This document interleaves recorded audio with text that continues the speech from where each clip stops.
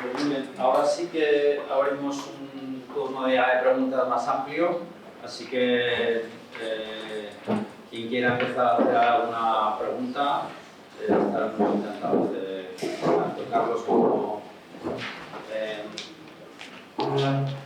preguntas del tipo que sea, pues no pasa nada, da igual, técnicas, curiosidades, clínicas, serán bienvenidas. Pues yo. Espera, que te voy a dar el micrófono, Javier.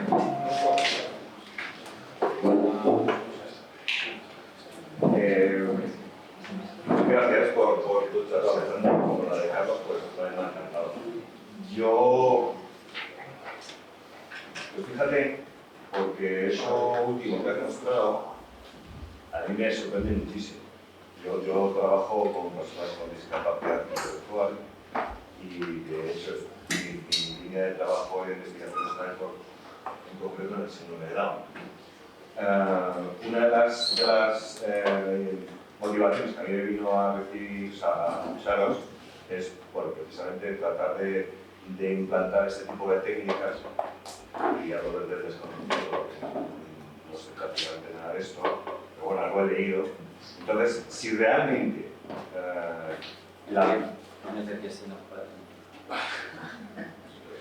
si realmente ¿está activado?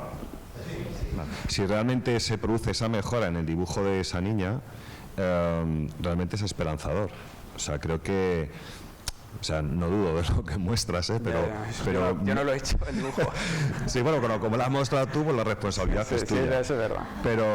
Pero me parece alucinante si realmente produce esa mejora a la hora de hacer un dibujo sin que haya intervenido un aprendizaje entre medias y que realmente haya sido su cerebro el que haya sido capaz, a través de los propios aprendizajes que tenga, con esa estimulación, haber producido esa mejora en el dibujo, que me parece alucinante, la verdad. Sí.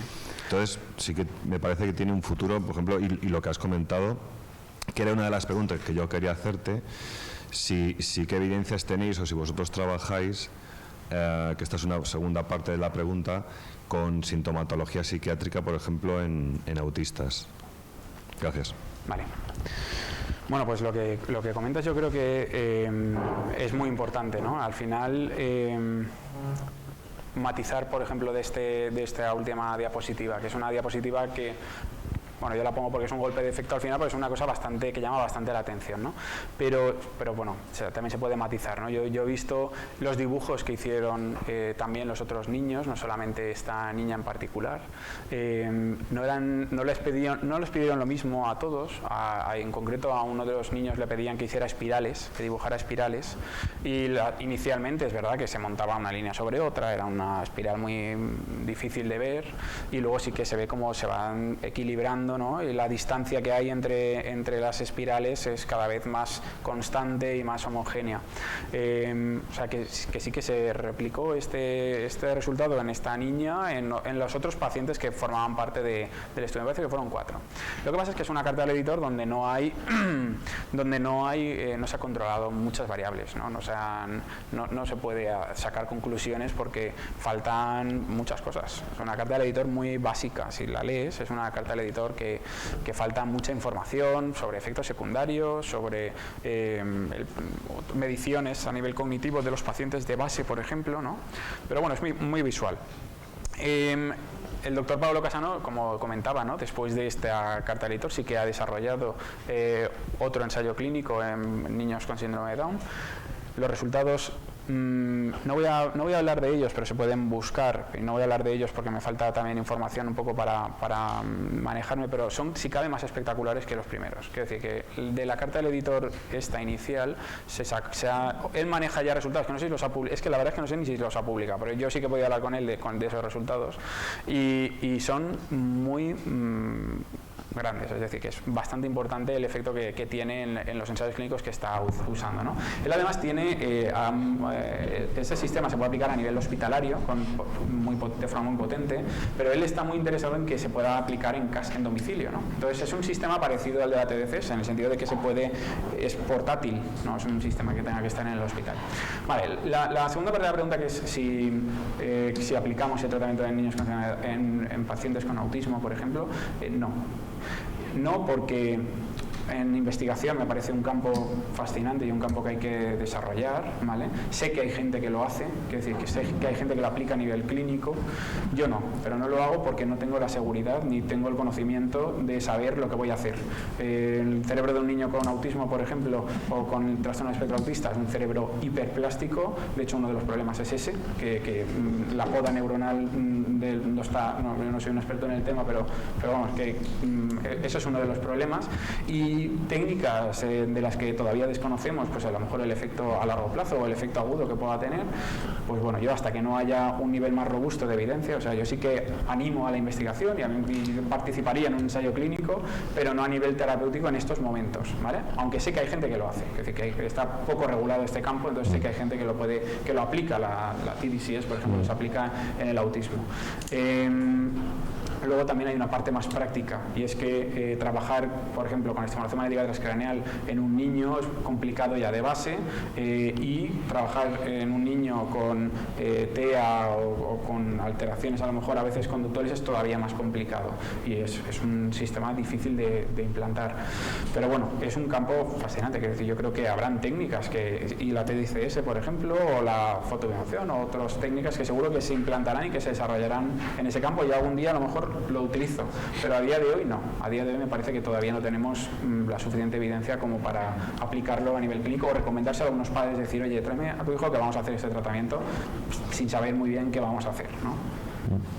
Puedo decir una cosa respecto a lo que estaba contando Alejandro, simplemente no ya en TMS, que yo conozco menos, pero incluso en TDCS, que los efectos colaterales son o nulos o no se conocen, más allá del dolor de cabeza, si acaso, a veces más frecuente en el grupo control que en el grupo de estimulación real, aprovecho para decirlo. Hay mucha gente que se niega a hacer investigación de este tipo, incluso no ya la intervención clínica, sino con niños. Yo, en principio, no se la pondría a mis hijas, en principio. Ni siquiera la TDCs, a no ser que haya... Yo sé que hay mucha gente que ya lo utiliza y probablemente sea una cuestión más de criterio de prevención de cualquier tipo de riesgo en un cerebro. Todos los cerebros están en desarrollo, pero en fin, el matiz de la infancia, incluso la adolescencia, pues supone cierto tipo de previsión de riesgo que yo elimino. Yo personalmente, pero tengo un criterio personal porque es que no está regulado, en realidad no hay regulación. Yo tengo un compañero, mi compañero de despacho, por ejemplo, que trabaja en lenguaje y me consta que está haciendo investigación en niñez y adolescencia en dislexia, ¿no? Y supongo que lo hace con todas las garantías, pero que hay ahí una nube todavía de incertidumbre que se deja un poco al margen del clínico y del investigador sobre eso, ¿no? ¿Se escucha? ¿Sí? ¿Funciona? ¿No? Hola. Vale, sí. Bueno, yo tenía dos preguntas que creo que están un poco relacionadas, pero me las podría contestar cualquiera de los dos.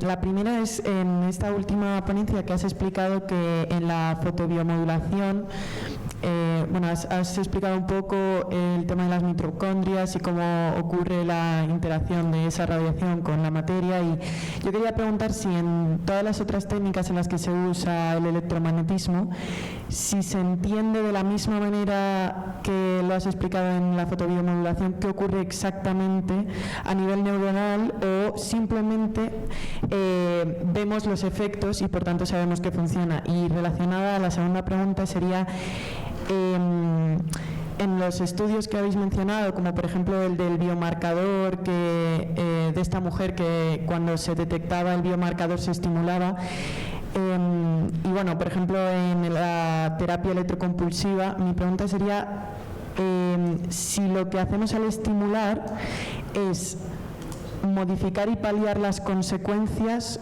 o eliminar las causas que provocan esa sintomatología. Gracias. Vale. Pues muy buenas preguntas las dos, que están relacionadas pero que son bastante diferentes y muy bien. La primera, la estimulación magnética transcranial, el mecanismo de acción es diferente al de la fotobiomodulación, por ejemplo, ¿no? El mecanismo de acción, y si me digo algo mal, me echáis una mano. De magnética. El mecanismo de acción es a través de la ley de inducción de Faraday, es decir, tú tienes un circuito eléctrico, se genera un campo electromagnético perpendicular que induce un circuito eléctrico en un tejido conductor, ¿no? Que puede ser el tejido nervioso, pero que, oye, desde que aplicas el tratamiento hasta que llega a la corteza cerebral, hay músculos que se insertan en el cráneo, hay nervios que inervan esos músculos. Los pacientes muchas veces tienen contracciones de las cejas, contracciones de la boca, y lo que están haciendo es inducir una actividad eléctrica directamente en esos circuitos conductores, ¿no? Entonces, a nivel del sistema nervioso pasa lo mismo, es decir, lo que haces es desencadenar potenciales de acción a nivel neuronal, y eso sí que está ampliamente demostrado, es decir, que eso es una cosa que se puede medir, porque, por ejemplo, con la corteza motora pasa lo mismo, es decir, tú estás induciendo una despolarización neuronal, sin esa despolarización neuronal no habría un potencial motor evocado. Entonces, lo que es la inducción de la corriente eléctrica a través del campo electromagnético, eso está ampliamente demostrado. Lo que haces al final es activar neuronas o poblaciones neuronales que están interconectadas con otras zonas, por tanto induces cambios en las otras zonas y en general consigues un efecto sobre un neurocircuito, o sea, sobre las estructuras que más relación tengan o que más conectadas estén con ese hub neuronal que estés estimulando tú.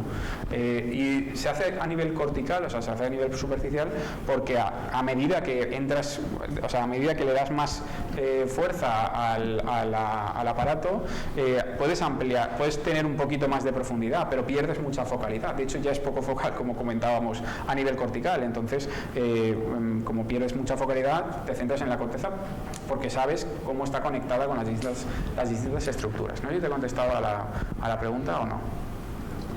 Sí, a ver, es que entiendo que es muy complejo entender exactamente qué ocurre, pero sí, mi pregunta iba a eso, como en una neurona, si se entiende exactamente, vale, pues llega el impulso eléctrico, ocurre esto, entonces esto, o simplemente pues ha sido como que a lo largo de la historia se han ido aplicando y se ha visto que tenían efectos y simplemente era como, pues esto funciona y ya está. Tiene que ver con el potencial de membrana, con la entrada y salida de sodio, calcio, en lo que es en el axón. Entonces, sí que se entiende desde ese punto de vista, ¿no?, más específico, más de entrada y salida de iones en una neurona, ¿no? Claro, entonces, relacionando esto con la segunda pregunta, sobre si estamos paliando las consecuencias o cambiando la causa. Yo creo que estamos paliando las consecuencias más que cambiando la causa, porque al final el funcionamiento del cerebro, vamos a ver, la neuromodulación más antigua, que lo hemos dicho, yo creo que hemos dicho antes, es la neuromodulación que ejercemos sobre nuestro cerebro de forma inconsciente a través de los órganos de los sentidos. Una psicoterapia es una forma de neuromodulación. Tú estás cambiando la forma de funcionar del cerebro a través de la psicoterapia, incluso a nivel de expresión génica, ¿no? Entonces, la causa de una depresión, por ejemplo, pues siempre va a haber un factor más endógeno, un factor genético, de cómo se expresan los genes, de cómo se estructuran las redes neurales, ¿no? Y sobre todo epigenético, ¿no?, del afecto del ambiente sobre esas redes y sobre esos mecanismos cerebrales. Entonces, esa sería, desde mi punto de vista, la causa, ¿no? La causa es epigenética pura, o sea, puede haber una predisposición genética que no tiene por qué desarrollar un fenotipo patológico, pero a través de la interacción con el ambiente se termina generando ese fenotipo depresivo o obsesivo-compulsivo, etcétera. Y esa es la causa. Por eso es tan difícil luego, si eliminaras eso, sería una cosa definitiva, pero tú cuando aplicas la estimulación magnética transcranial induces una neuromodulación que puede perdurar en el tiempo, ¿no? También depende de los años de evolución, depende de muchos factores que no manejamos todavía, pero el cerebro puede tender otra vez a volver a funcionar de la misma manera que antes y puede volver a aparecer la misma sintomatología porque tiende a esa tendencia a no haya habido una reestructuración total o que aunque haya habido una reestructuración a nivel genético hayan una serie de factores que se están expresando y que están haciendo otra vez que todo vuelva hacia atrás, ¿no? Entonces, la respuesta desde mi punto de vista sería que no es que elimines la causa, sino que palias un poco las consecuencias o esa disfunción que pueda haber en esa persona. Yo añadiría un par de cosas, creo que lo ha hecho muy bien. Respecto a tu primera pregunta, a ver, primero de todo, en relación a todas las técnicas de neuromodulación, conviene separar entre los mecanismos que actúan durante el tiempo de estimulación, que él lo ha explicado muy bien, por ejemplo, en el caso de la TMS, lo que puede pasar, con los cambios posibles que suceden después de la estimulación. Eso es muy importante. Todo lo que tiene que ver con el cambio del umbral de disparo, excitabilidad, sucede fundamentalmente durante el momento de estimulación, tanto con una técnica como con otra, pero luego se disparan otro tipo de mecanismos que tienen que ver incluso con factores neurotróficos y con otras muchas cuestiones que ya trascienden el momento de la estimulación y que explicarían en parte que pueda encontrar efectos 60 minutos después o un mes después, ¿vale? Si te interesa especialmente lo de TMS, te puedo pasar un par de artículos sobre todo lo que hay a un nivel microscópico. Se hace con modelos animales, no se puede hacer con humanos, ¿no? Entonces, el salto a lo humano es muy complicado porque no puedes tener en cuenta todos los parámetros de igual forma, no es igual la corteza motora que la corteza no motora, en fin, hay un montón de aspectos, pero si te interesa específicamente eso, te puedo pasar porque hay bastante investigación al respecto. No necesariamente nos aclara todo, pero es verdad que puede responder a alguna de tus curiosidades, ¿no? A alguna de tus preguntas. Y respecto a la segunda cuestión, yo creo que la razón de si estás atenuando síntomas o consecuencias o alterando causas tiene que ver con cuántas causas explican los efectos de los que estamos hablando. Es decir, las causas las podemos ver a muchos niveles distintos, ¿no?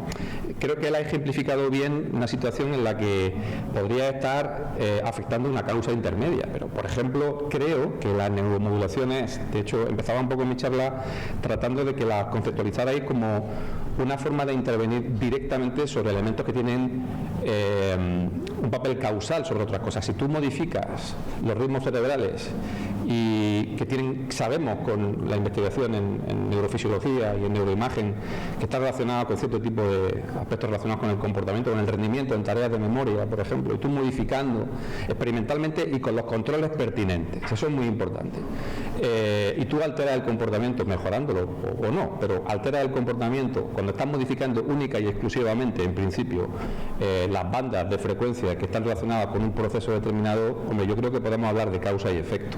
¿Son las únicas implicadas? No, porque también hay causas relacionadas con variantes genéticas que puedes tener tú y yo no, y hacen que sea más fácil que la intervención en ti sea que en mí, por ejemplo, ¿no? Entonces, aquí lo de hablar de causa y efectos es complejo, porque hay muchos niveles de causación implicados.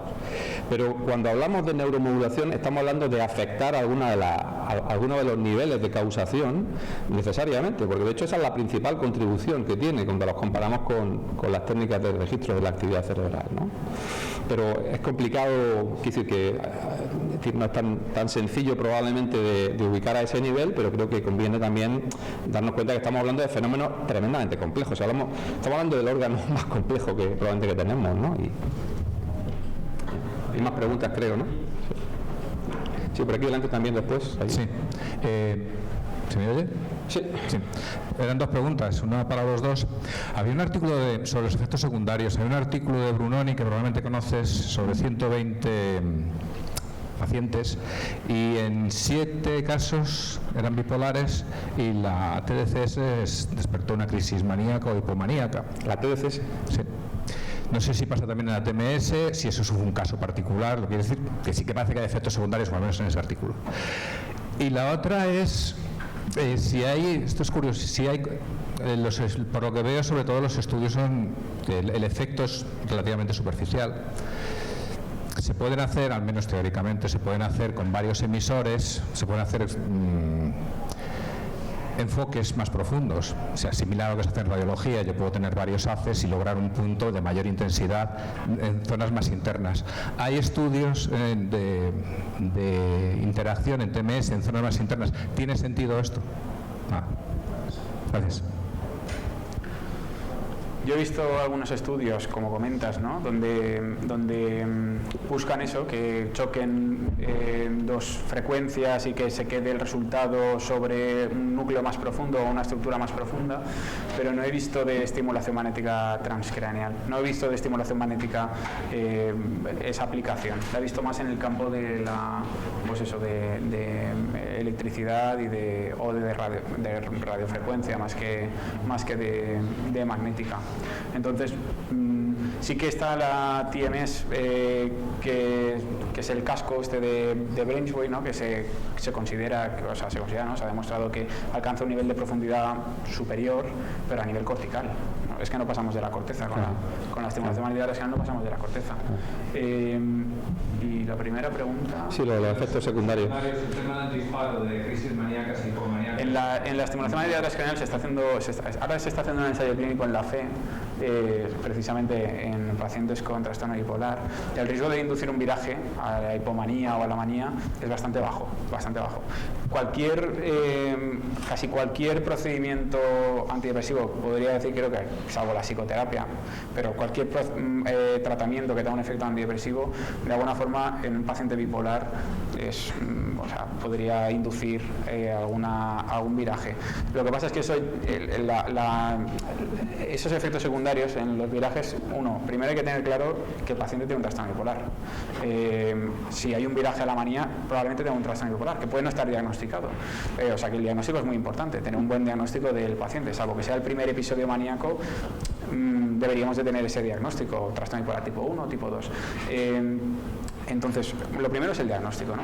Pero luego también en el trastorno bipolar, por ejemplo, a nivel de estabilizadores del humor, el litio, el ácido valproico, etcétera, claro, cuando aplicas un tratamiento antidepresivo en un paciente bipolar, te tienes que asegurar también de que la parte estabilizadora esté bien puesta, es decir, que tengan un buen estabilizador del ánimo, que sea efectivo, que esté en rango, el litio, el depaquine o la lamotrigina, me da igual, pero que esa parte esté cubierta, porque si no, tanto la TDCS como la MT, como cualquier fármaco a dosis bajas, te puede inducir un viraje. Entonces ahí hay un factor que hay que tener en cuenta, que es cómo de controlados estaban estos pacientes, si estaban diagnosticados o no, y cómo de controlados estaban con los tratamientos estabilizadores de base, que a día de hoy pues creo que son, imprescindibles. O sea, cualquier paciente con trastorno bipolar necesita un estabilizador del ánimo.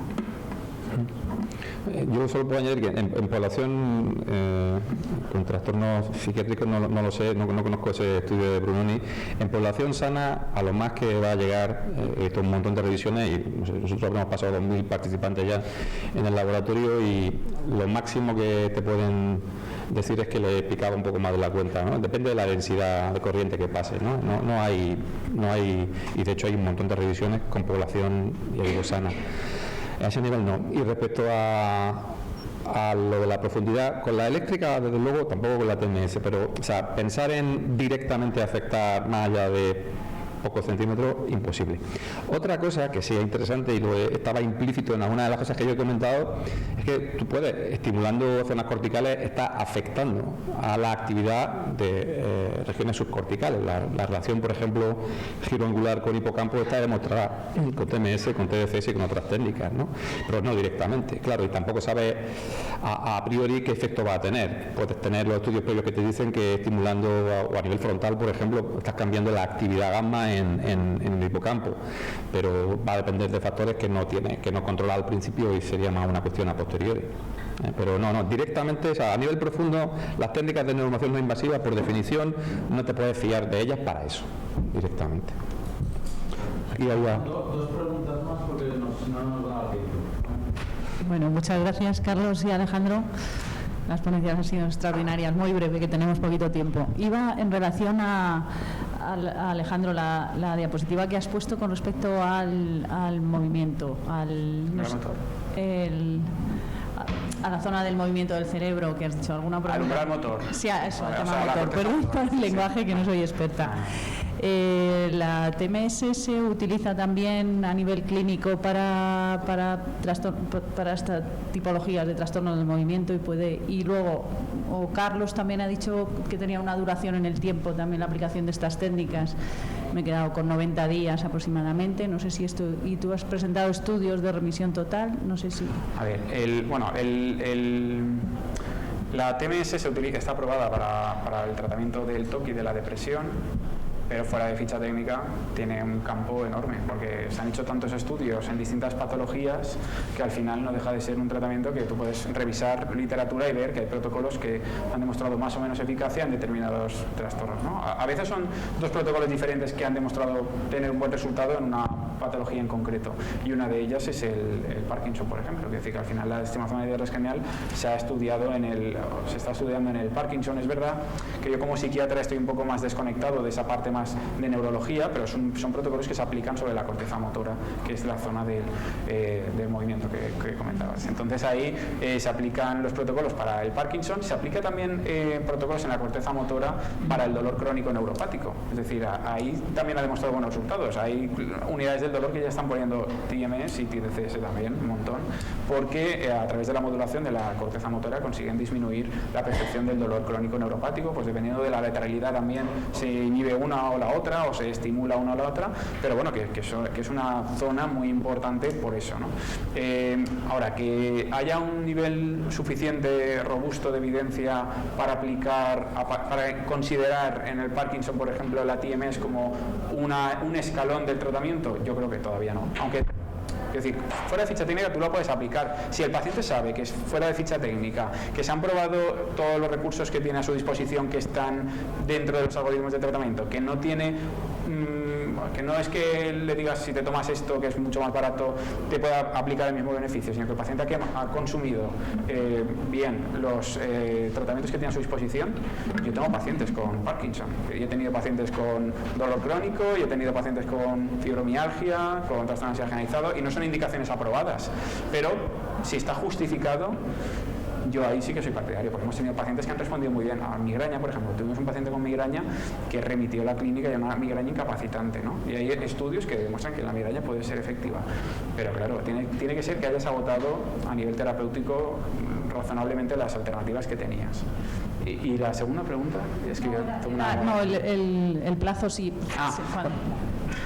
Yo la duración. quería decir que con la estimación media transcranial los protocolos son intensivos, repetidos a lo largo de los días, incluso en pacientes que han sido no respondedores a un protocolo de 4 semanas. Hay ensayos clínicos que dicen que si sigues administrando el tratamiento vas aumentando la tasa de respuesta y de remisión con el paso de los meses, y a veces sí, o sea, a nivel neurofuncional, no sé si es así o no, porque tú cuando estás estimulando a pacientes, cuando más efectos estás teniendo, luego hay unos cambios posteriores de potenciación a largo plazo, a nivel neuronal, ¿no? O sea, la sinapsis, etcétera, pero a nivel clínico incluso se ha demostrado que hay efectos 2 semanas después de tener el protocolo, un efecto clínico, no digo cerebral, porque a nivel cerebral la máxima estimulación ya la has aplicado en el protocolo de inducción, pero luego hay pacientes que mejoran incluso después de 2 semanas, a lo mejor de haber terminado con el protocolo, pero son protocolos intensivos y mantenidos en el tiempo, y si el paciente va muy bien, le recomendamos hacer protocolos de mantenimiento y hacemos sesiones todos los meses,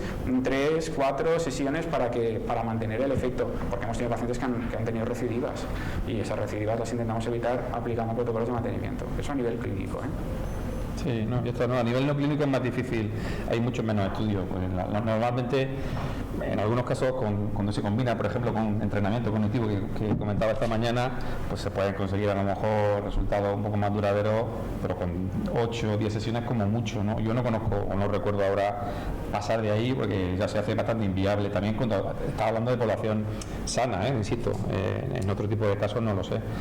Y luego los efectos duraderos, comentabas tú en tu pregunta, 90 días, no, eran 90 minutos en todo caso, cuando es una única sesión.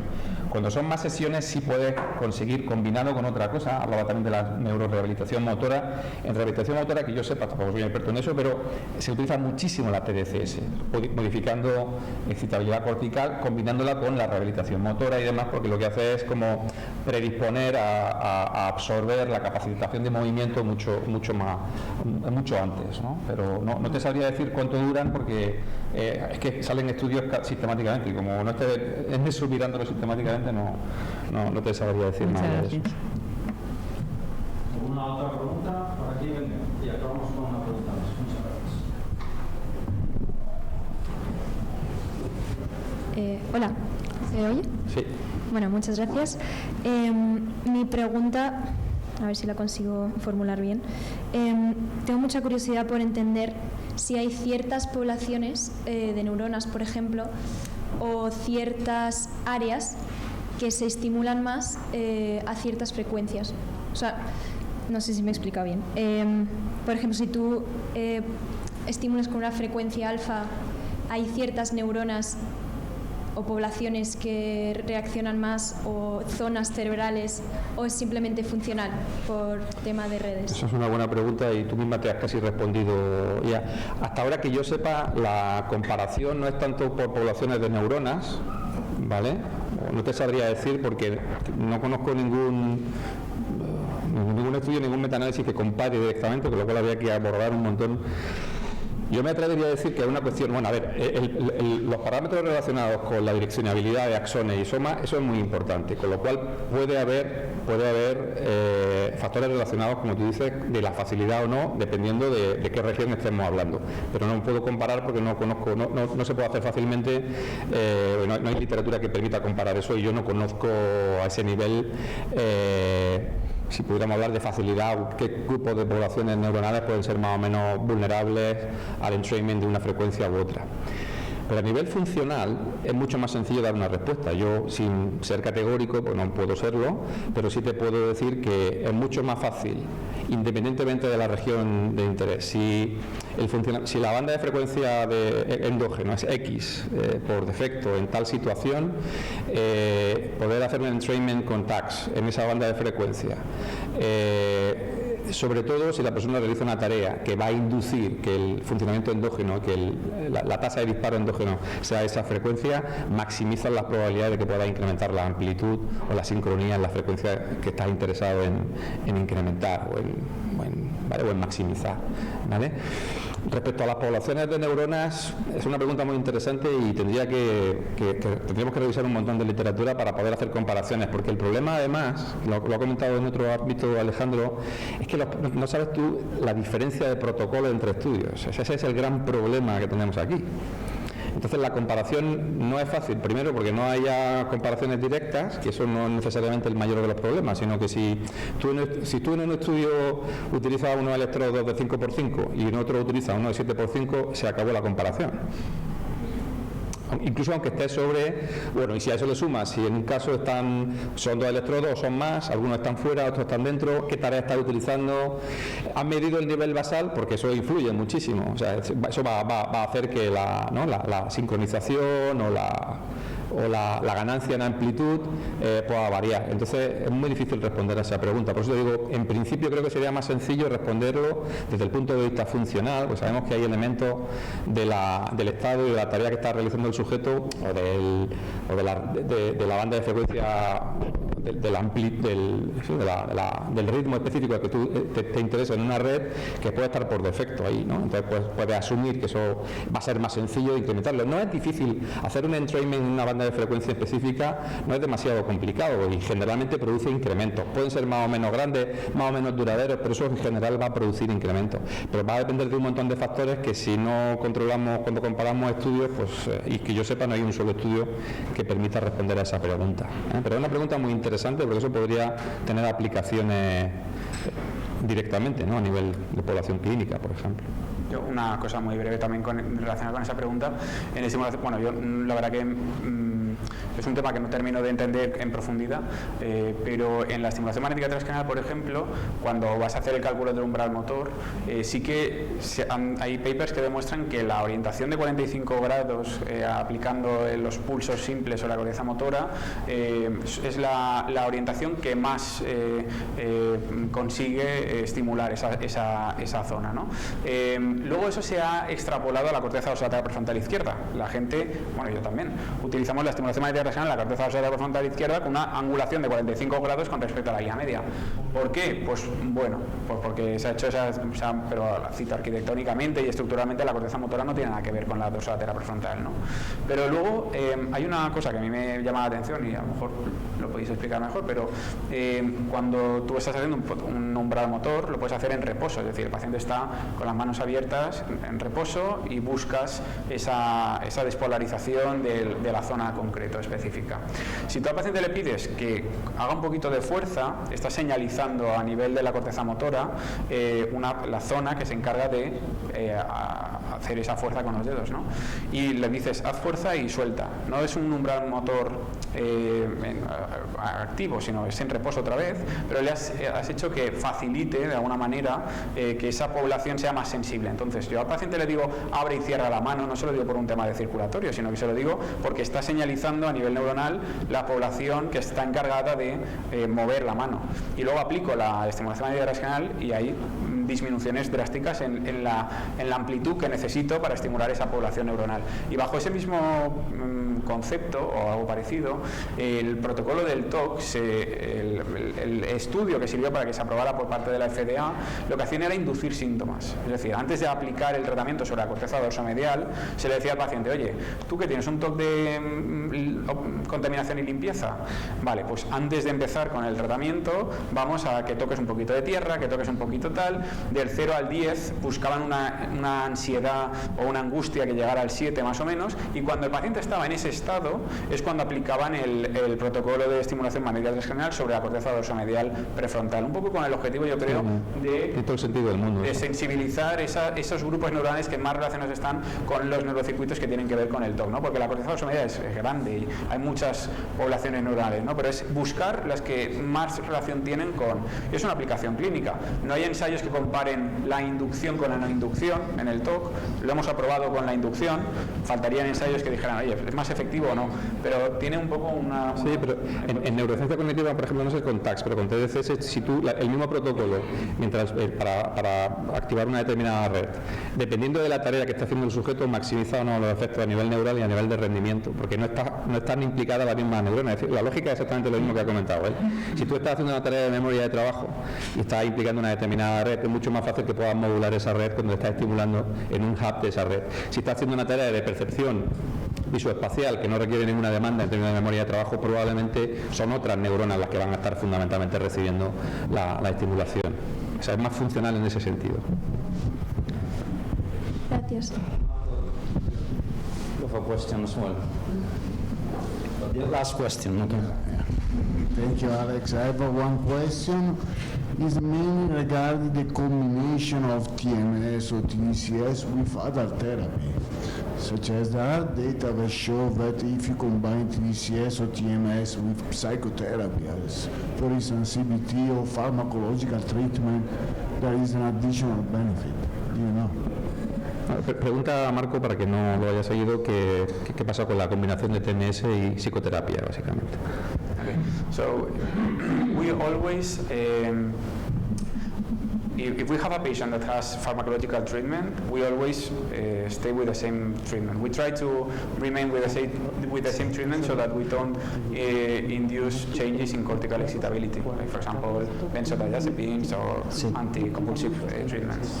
So I think that TMS, we usually use it with pharmacotherapy associated. And then once we start the treatment with TMS, especially in addiction, in substance use disorders, but also in depression or OCD, we always try to combine psychotherapy with TMS and pharmacological treatment. I mean, if we have a patient with OCD, there is a behavioral part that CBT that is very important in the treatment. And sometimes they say, no, I've already tried cognitive behavioral therapy. Okay, you already tried, but you tried when the level of symptoms was so big or so strong that you couldn't maybe achieve your goals in the cognitive behavioral therapy. So we start with TMS, we reevaluate pharmacological treatment, and we also start with CBT more or less at the same time, so that they just like try to improve with everything. I don't mind from a clinical point of view if the patient is improving because of the CBT or more because of the treatment. I only want the patient to improve. So when we just start with everything at the same time, is taking into account this this thing. And in TMS with TDCS, we haven't tried combining TMS and TDCS, but we do try sometimes to induce a change with TMS, an induction protocol of 3 weeks, for example, and to do the maintenance protocol with TDCS, like to try and make the patient remain stable with TDCS, so that they don't have to come to the hospital many times or every month. And there are studies where in OCD, for example, and also in depression, where the most effective treatment for the maintenance phase is TMS and pharmacological treatment. TMS is more effective than only staying with pharmacological treatment, but the combination of both is usually the most effective approach for most of the patients. Thank you. Bueno, bien, yo creo que vamos a dar la sesión por terminada. Solo un aplauso para los dos ponentes.